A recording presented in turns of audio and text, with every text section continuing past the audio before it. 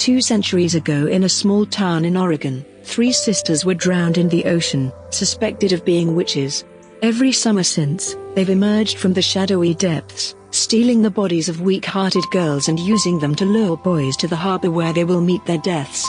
Like most locals, Penny Talbot has accepted the fate of the town, but this year, on the eve of the sisters' return, a boy named Bo Carter arrives, unaware of the danger he's just placed himself in.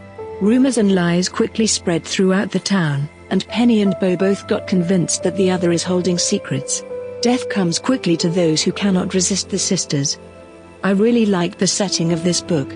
I did struggle with picturing it in the way that the author intended though, but not because the writing was bad, it was actually really good, but I kept picturing it being set in the UK, maybe on one of the islands of Scotland, rather than the coast of US. However, I found it easier to picture it like this.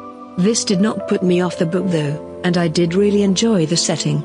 I really didn't understand why people just didn't leave the town with all the drownings that happened every year and the supposed curse, or why they were okay with it.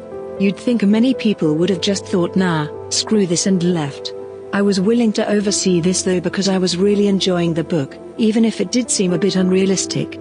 I did manage to guess the plot twist halfway through, the first time I have ever guessed correctly, but it didn't happen in a way I expected it to.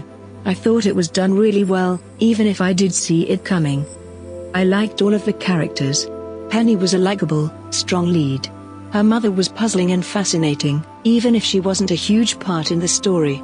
There were a few of Penny's schoolmates that I really did not like at all, one in particular, and if you read the book you'll discover why a few chapters in.